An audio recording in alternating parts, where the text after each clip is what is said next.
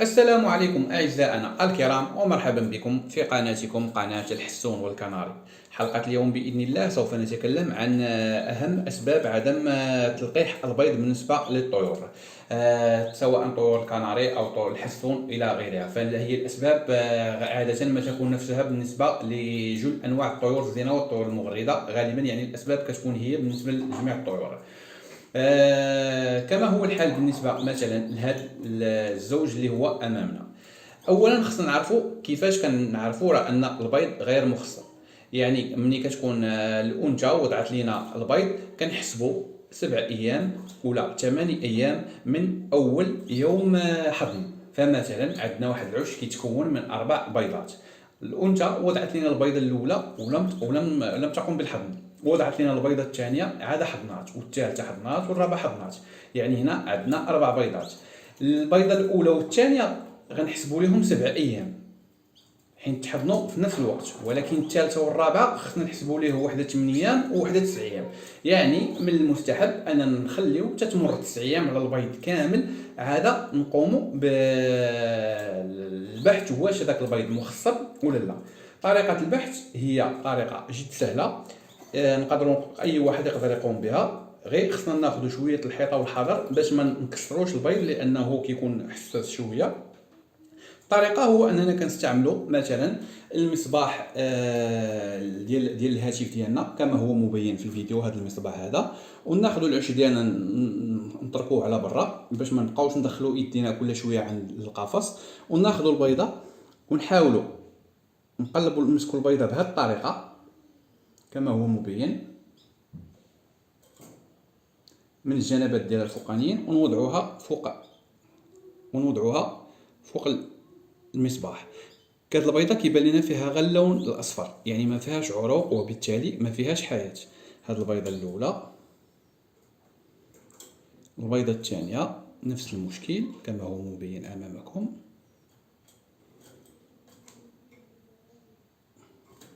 والبيضه الثالثه كما قلت لكم نمسكوا البيضه من الاطراف ديالها ماشي من الوسط، حيت الوسط كيكون حساسه وبالتالي سهله الكسر. بالنسبه لي مثلا هاد الزوج وضع لي 3 البيوض، والبيوض بثلاثتهم ما عامرينش. ملي كتكون عندي واحد البيضه ولا 2 عامرين والباقي ما عامرش، يمكن ليا انني نخلي العش الانثى كما هو عليه حتى يفقسوا لي دوك 2 الوليدات، ومن بعد نحيد البيضات اللي خاوين ونخلي الزوجين يكبروا داك الوليدات. الا كان العش كامل خاوي، يعني البيض كامل خاوي، فزعما ما عندها حتى معنى انني نخليه ليها. هذا بالنسبه لي كيتعتبر ارهاق للزوجين، يعني الانثى كتبقى حاضنه وضاربه والذكر كذلك كيوكلها، يعني وكنضيع الوقت. لذلك خصني نحيد داك البيض ونوجدهم باش يستعدوا البطن الثاني.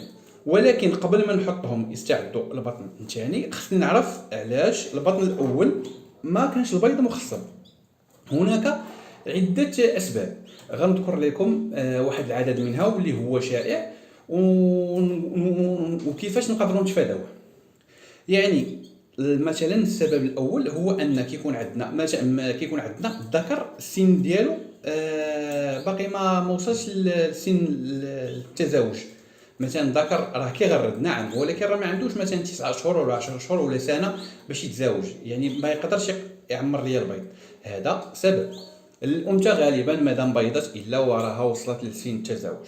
كذلك نقدروا نلقاو ان الذكر الاظافر ديال الرجل ديالو طويله وحاده، وبالتالي حينما تاخذ الانثى وضعيه التلقيح هو كيصعد فوق منها كيأذيها، وبالتالي كتبقى تتحرك من مكانها والتلقيح ما كيمرش بطريقه ممتازه.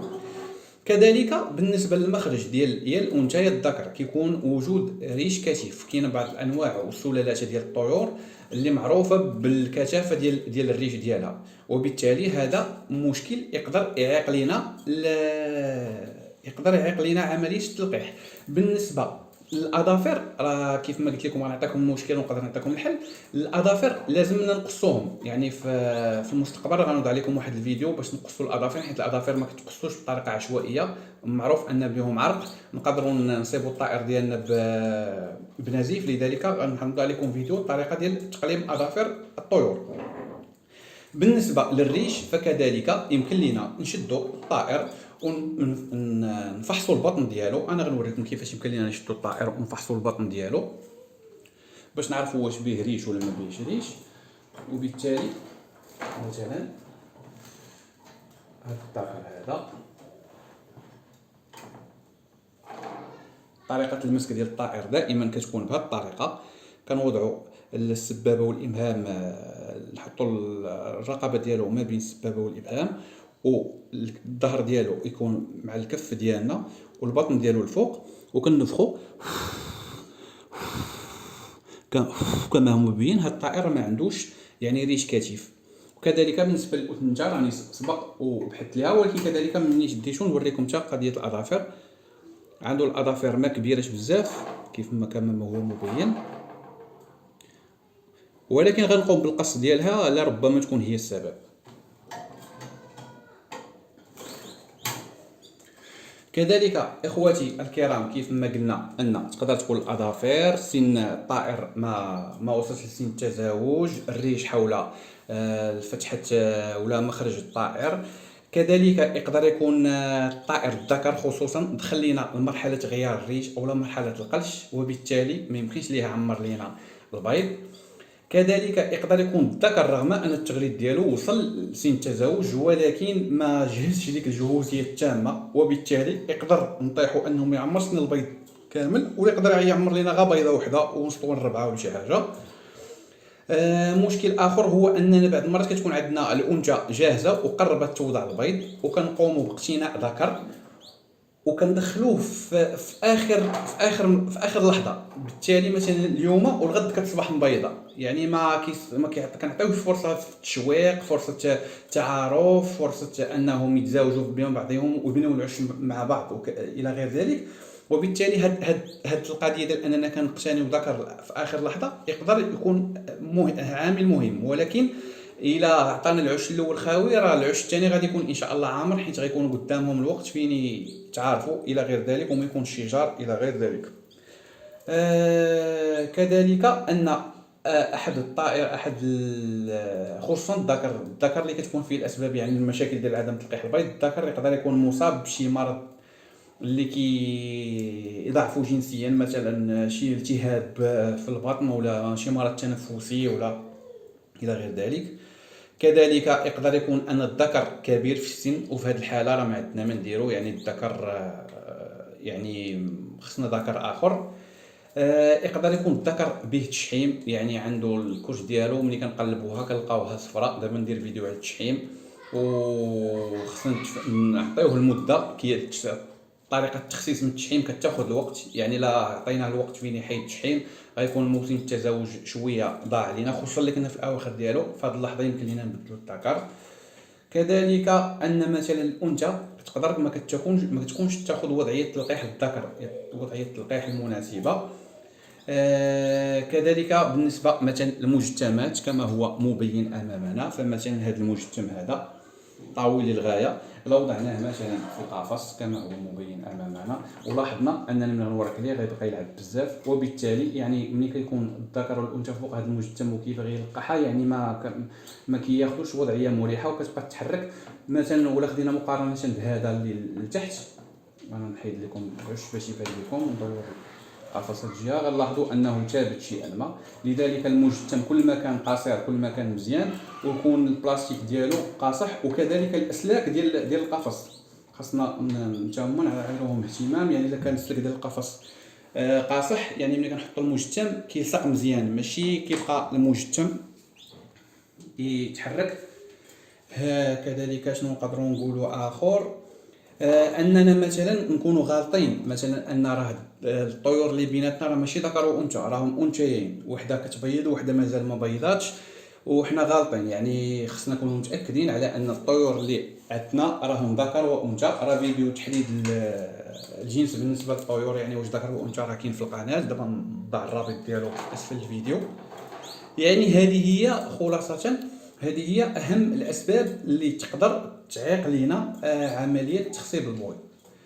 الى قراو لينا هذه الاسباب كيف ما قلت لكم قلبنا البيض ولقينا خاوي، خصنا نداركوا الموقف باش الامور اللي نقدروا نصلحوها مثلا الاظافر نقدروا نقصوهم.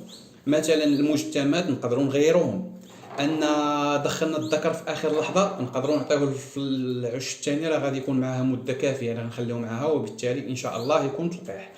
كذلك الا كان الذكر ما جاهزش لديك الجهوزيه التامه، نقدروا ندعموه بالتشميس بالتدواج بالاستحمام، وكذلك بالاكل والمحفزات الجنسيه سواء طبيعيه او لا كيماويه، رغم انني كنحبذ وكنفضل الامور الطبيعيه اللي منها العسل، الجوز، الفلفل الحار، الخروب اللي كيتعتبر يعني من المكونات الاساسيه ديال التجهيز الخروب.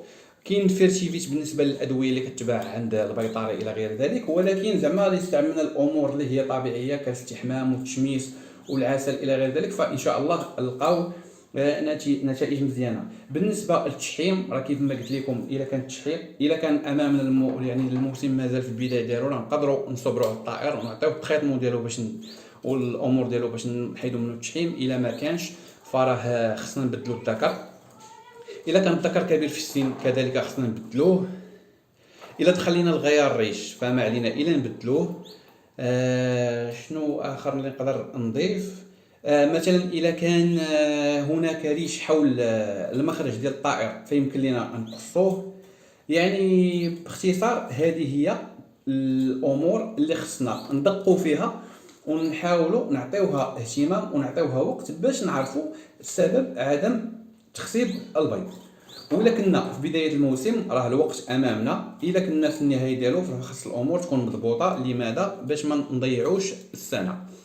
في الاخير كنتمنى هذا الفيديو يكون فيه افاده لكم. الى عجبكم الفيديو ما تنساوش ضغط زر الاعجاب وكذلك الاشتراك وضغط زر تفعيل الجرس ليصلكم كل جديد منا. الى اللقاء، على امل اللقاء بكم في فيديو جديد ان شاء الله وموضوع جديد ان شاء الله. الى اللقاء اخوتي الكرام.